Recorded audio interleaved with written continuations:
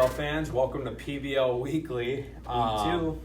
Week 2 in the books. Another great week. A bunch of good games. And bees were flying in the facility. A little surprise there, but took care of them. No one got stung up too bad. But week 2 in the books. Want to kind of go through a quick rundown, of the games and how the games went, and another week of really competitive, lacrosse games. Yeah, it's been really nice to see. Honestly, we had our draft, but there was a lot of players we didn't know, so we kind of had to place players, and it really seems to have balanced pretty nicely. Guys are able to play with their friends, but it also has led to competitive games. Almost every game has been 1 or 2 goals. Yep. This week was no different. There was a lot of games that were a team was down going into the third period, coming back and winning. So the players have really spoken here and are taking this seriously in the sense that they want to win when they're out there. Yep. This is about fun. This is about a great experience. But when the ball's out there, when the whistle blows, they are playing hard to win. So another great week. And as a coach and a spectator, it's been fun to watch the games unfold. Just being out there, it's like, all right, hey, if we're out here, let's make the games competitive. Yeah, for sure. A lot of games, game swings of momentum, and the fans have gotten into it. We've seen, young fans, old fans, parents, grandparents. Yeah. Some friends from school. So we're getting decent crowds. And the energy is in the air. Energy's in the building. Yeah, we've even talked about next season maybe charging admission for the parents. It's the Players League, so the more we can charge admission, the better the pizza that we're going to get at the end of the season for the kids. There we go. But yeah, it's been fun to see everybody getting into it and having fun with it, because it just makes it a better experience for everybody. Yeah, so as we look at, the first game, for the boys varsity division, Sundogs versus Spiders, noon face-off, Yeah. kickoff, the same time as the Vikings. So Sundogs versus Spiders, I'll let you talk about it, but, as I was kind of tuning in from the sidelines, back and forth, big comeback at the end. Yeah, the Spiders, Midbow, he built the team around his goalie and around his defense, and we certainly found that out. We had a ton of looks, a ton of shots in that game, and we're down 6-2 going into the third period, and we probably had the majority of the offensive chances, just could not solve their goalie, Andrew Williams. He was standing tall. Fortunately, we made an adjustment, and kind of somebody that we knew had a lot of potential, but just decided, Joe Carnevale, who's on our team, he just decided to take the game over, and we ended up coming back and winning the game 9-7. So that was a really exciting game.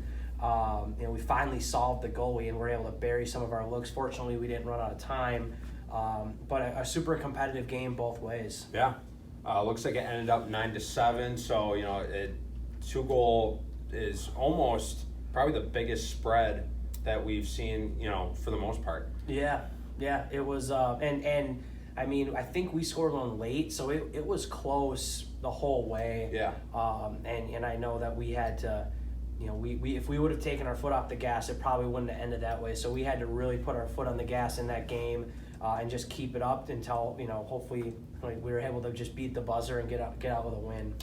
1 o'clock, Jokers versus Venom. So I was coaching in this game, and Venom have probably been the favorite so far throughout the league. They got the number 1 overall pick back this week. Contract dispute week 1, held him out. Yeah. But he was back, and he was playing well. Along with the rest of their players, they got Lukoski. They got a bunch of names, to go down their list. But a game that was back and forth. Alex Jacobson, Will Gilbert for me had a couple of nice games, had some goals. But for me, the big difference of that game was the Venom goalie, kid out of Hudson.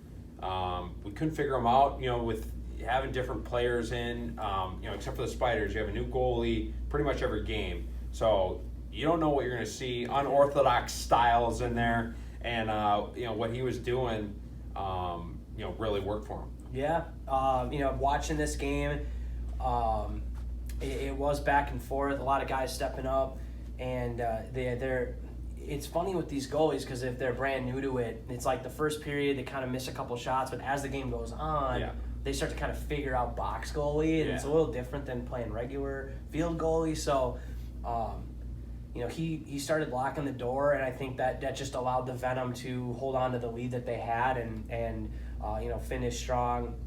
But really impressive on both ends. Wasn't as physical as a game as I thought it was going to be. Yeah. It was a really skilled game, so it was fun to watch. Looking at the 2:00 game, Sundogs versus Venom, same goalie in for the Venom? Yep, same goalie. We were hoping to catch the Venom on a back-to-back, right. And they're a little worn out. Like, we were out there warming up, and they were had their legs up against the boards trying to drain the lactic acid. So we thought we maybe had an advantage. It certainly looked that way. Yeah. Out of the gate, we were winning every race. We were burying the ball. Parker in goal, as great as he was in the first game, looked tired. Yeah. Everything was going our way, and then I don't know what Coach Goltz told them going into the third period. The Goltz effect. I don't know what adjustments they decided to make, but Parker stepped it up again in goal. He just shut the door in the third period. Yeah. They started winning the battles, and their top guys started burying the ball. A couple key performers that broke out in this game. Tyr Christensen from Chand, he had 3 or 4.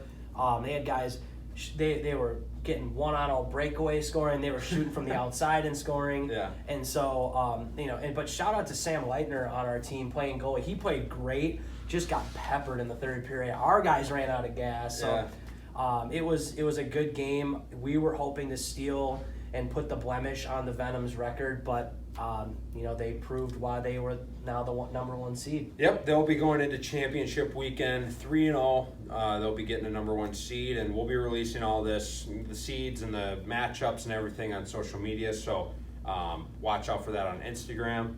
And then I finished the day off with Jokers versus Spiders. We were both 0-2. I felt like, I'm the Jokers coach, so I felt like we were the best 0-2 team in the league. We had 2 1-goal losses, and again, Spiders, we had another tight game with them. Dalton Spratt for us blew up late in the game with a few goals, and he was winning face-offs and kind of put the team on his back there. Another good interview by him on Instagram. Check that one out. And we got our first victory, so that was a good win, and gaining some momentum going into championship weekend for us. Yeah, it was a good week. It was fun to see. Last week there was a training session in 1 game. This week we got a double header. Yeah. So it was fun to see the boys play 2 games. I think the Spiders did have a player that had to leave for the second game, so that obviously they're probably missing him. In their bench. Second game with a short bench. So it all factors in, but as the league has been designed, everybody makes the playoffs. Yeah. It's like sections in high school. Anything can happen. Anything can happen. So, hey, get your losses out in the regular season, and all you got to do is win the next game. Everybody's 0-0 at this point. Yeah, not to chirp any high school, but, the Venom going in with a 3-0 record, they don't know what it's like to lose. Are they going to get rattled early in one of these playoff games and then crumble? Yeah.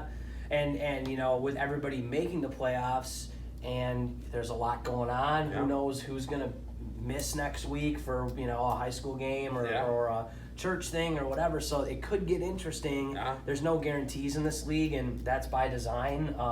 The regular season matters, but it doesn't matter. It really doesn't. Now it's playoff time. Yeah, it's practice. Everyone's getting their reps, getting used to each other, meeting their new teammates that maybe play for a different club or a different high school or even a different age. So it should be interesting to see how it shapes up. I know. Yeah, I'm sure this is for all the clubs. I had 3 1-goal games. 2 of them were losses. So I think anybody can beat anybody at this point. And it kind of depends on who's in goal for you. I mean, we've all been kind of rotating goalies. We've kind of figured out who's better at it than others. Sure. I know that we have a secret weapon on our team that's ready to play goalie this week. So Rumors. You know, rumors have been flying. You know, maybe some coach has been out there recruiting goalies. You don't know what's going to happen. So I think that's the biggest factor in everything is who's your goalie going to be? Aside from the Spiders, who know that they have a goalie, that they have their starter, they have their guy. Yeah. That certainly looks like he's played box goalie before. Yeah, like, he's got the gear, he's got the decals. Like a level above. But it's like if any one of the other teams can just find someone to make 10, 12 saves and just get their body in front of it. Yep. In a one-goal game, that one save or those couple saves will make a difference. So should be an exciting week 3, championship week. They are playing for a very special prize. And yeah, that'll be released. All we know right now. That'll be released soon. Again, gotta keep eyes on social media. We got a lot, PBL Weekly. We got matchups and what you're going to be playing for. Again, I don't want to give too much, information on that. Yep. But keep your eyes out. Social media.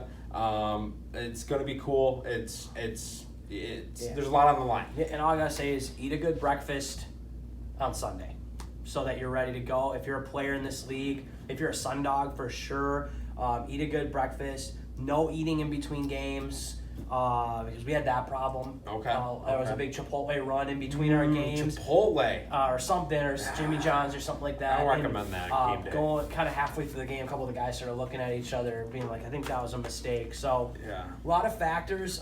We're learning how to coach these guys in this format.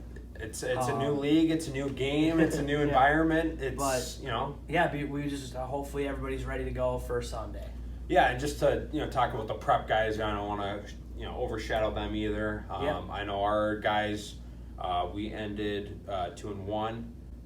We had a nice shootout win. That was probably the highlight of the prep division. Was that shootout? Another back and forth game. Yeah. And then it went 3 shooters. Yep. And both teams scored 1, missed 2. Yeah, a couple big saves. Huge saves. Parker Ritchie was in net. Nathan Riley was in net for the Jokers. Parker Ritchie for the Venom. Yep. It went 3 shooters, and then it was going sudden death, and I think it still went 3 more shooters. It did. So goalies were standing on their head. Jokers ended up winning it. Last guy on my bench, Eli Herman, with the G-dub, but it went down the whole. Yep. Went down the whole bench. Yeah, and Sundogs in the prep division were hurting for numbers, but found a way to squeak out a win against Venom. It's huge. Again, you never know what's going to happen. Yeah. And we grinded it, and we had a player that was here this week that wasn't here last week, Cormac O'Neill out of Breck High School. Okay. Super good player, and he really gave us a spark offensively. And he had multiple goals, maybe 6-7 goals for us. So, again, depleted bench, missing guys. Yep. But you got to go out and grind. And, we avoided the 0-3 record. Yep. And that's what everyone did in the prep division. Yeah, the prep division has been very competitive with 2 teams went 2-1, 2 teams went 1-2. So nice. That's wide open as far as I don't think seeding even matters in that. I think anyone could win it in the prep division. Yeah, I agree. That could be even more so in the prep division. That the matchups are going to be crazy, tight games, and again back and forth. Momentum swings. Yeah. Every single game. Yeah, and to kind of talk about a couple of the other games in the prep division, the Sundogs and the Spiders played their second game, and it was a close game for a while, and then I think the short bench just killed us. Yeah. And the Spiders really have a solid group. They play hard. Andrew Zimmer was one guy who plays defense on the field, and he was an offensive weapon out there for them. So that was, and if we play the Spiders again, that's an adjustment we're going to have to make. Yeah. I was like, don't worry about him offensively. He's Sure. a D guy, and sure enough, he's up there running the floor and scoring goals. Yeah, our D on the field, on the field game for us, but necessarily not so so much in the box game because everyone's playing offense and everyone's playing defense. So and maybe it's just like this. They got the red light when they're in the field, and now they have the green light. So they're like, I'm going to show them that I can score with the best of them. And so it's been cool to see, it's just, it's been really competitive across the board, and just like the varsity division, I mean, it's wide open as far as, who's going to show up to play, who's going to be the goalie. Kaylor Latinsky, who was probably one of our better athletes on the Sundogs, we threw him in goal, and he was a stud in goal. Yeah. So it's like, now we have a decision to make. Do we want him, do we need his legs out in the field, or do we want to throw him in goal? Yeah. Recap kind of the, we shouted out a bunch of players kind of during some of the game recap, but, we're renaming our surprise player of the week to Breakout Player of the Week. That's kind of more of what we meant by that. Yeah, better description of it. And we'll give the MVP as well for each division. So since we haven't talked about them yet, I think we should talk about the girls. Girls division, again, had a super fun weekend. The girls had competitive games back and forth. So we heard a bunch of good things about the girls division again in week 2. Yeah. Katie, again, kind of giving us the rundown, and as well as the other girls' coaches. I think very impressed with how they're adapting to the box game. Yeah. And why I say it like that is I think boys field to boys box is a little bit easier of a transition than girls field to girls box. Sure. Like the girls field game is a much more open running game, a lot less physical, and then they move into a tighter space, and it's just, I think it's much more unique for them, and Katie's been really impressed with just how well they've been doing with that, and not that she didn't think they could, but just the adaptation to the small spaces, the quick sticks, that kind of stuff, and so as far as MVP goes, the vote for this week for the girls is Anna McMahon from Egan. Played an extra game and got stung by a bee. So she got stung by a bee, but then ended up playing an extra game, played through it, and played well in transition, was playing both sides of the ball, was effective both ways after getting stung by a bee. So for those that don't know, there was like a beehive that was somewhere in the facility that we were using, and like it was there before we got there. So the girls are first to go, and they walk in and there's like bees everywhere, and like they're like swarming the bench. We had dads with newspapers on the bench swatting bees. A couple girls got stung. The goalies, a bee like got in her like chest protector and was flying around like in her uniform. And we can sit here as a business, as organizers, and solve every problem that we can solve. And sometimes there are acts of nature that we can't, Sometimes there's a beehive. Yeah, and so the girls had to deal with that. And so shout out to Anna for obviously, getting stung by a bee, but then not only, playing well after that, but then playing an extra game and helping sub for a team that was missing a couple players. And, she threw on that Jokers jersey, and, I'm a fan of the Jokers, so, thanks for filling in on the Jokers for us this week. And then the breakout player of the week is Megan McGowan. Normally a D player, but, stepped in net and made a ton of saves.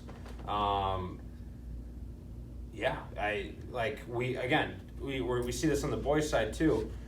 Sometimes a goalie is playing goalie for us, but other times it's, hey, who wants to try goalie this week? And awesome to see Megan. She's from Prior Lake, stepping in net, making a bunch of saves for her team, and kind of soaking one for the team this week. Yeah, I think huge shout out to all the kids that have played goalie that aren't actually a box goalie, because I while you're padded up, there's certainly an element of like nervous, like you don't really understand what you're getting into. Like when we're like, who's playing goal? Everybody looks at each other. Even on the boys' side, I'm sure the girls were the same way. Yeah.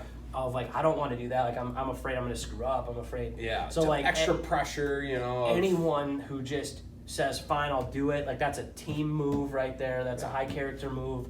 And then to go in and do well and win it for your team, that's breakout player, MVP player worthy. So shout out to Megan for doing that and getting the goalie gear on despite the bees and doing well. So great job for her. Yeah, love it. As we go to the prep division, MVP of the week, Cormac, and I believe he's out of the Sundogs. Yeah, Cormac O'Neill. We talked a little bit about him in the first part, but really showcased himself as one of the top, probably one of the most skilled players in the prep division. Yeah. We were playing on a short bench, so he really didn't get many breaks. Nobody on our team did, but he was running up and down the field, multiple goals in both games, and really, in my opinion, he provided the offensive spark we needed to get our win against the Venom. Yeah, I was sitting on your bench for a little bit and noticed him right away. There's no way you wouldn't. And I talked to the Spiders coach, Nick Midbow. The game plan was to try to shut him down. Hard to do. Yeah. He was all over the field. He was taking face-offs, scoring goals, playing defense. So he was making his impact and his presence known all over the field. Yep, for sure. Breakout player of the week, Sam Hardy. Super physical on defense and involved in offense as well. Yeah, he impressed me.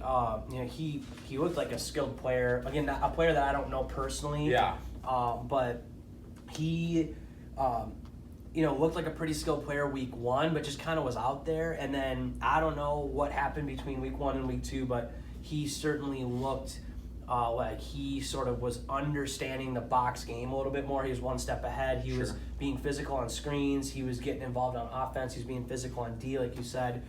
So he was really fun to watch during that whole prep session, both games. He was really involved, so that was cool to see. Yeah, and he's not the only player. I just feel like from week one, getting a practice in the game and going into week two, getting 2 more games in, I just feel like a lot of the players got more comfortable, and you saw a lot more kids confident playing box lacrosse. Yeah, for sure. It was cool to see again how quickly they adapted to the changes without much coaching. We're not running practices during the week or whatever. They are just playing the game with and against people, and they're learning as they go, which is again from a perception of we want to help the things we do. We want it to be fun, but we also want them to develop. Yeah. They're developing at a rate super fast, even though we aren't necessarily telling them exactly what to do. They're figuring it out just by playing and having fun. Exactly. And it'll be fun to see them even a week from now, championship weekend, and hopefully we can continue to do these types of things. It'll be fun to see where they go from here even. Yeah, for sure. Going to the varsity division, MVP of the week 2. I know this kid very well, Joe Carnevale.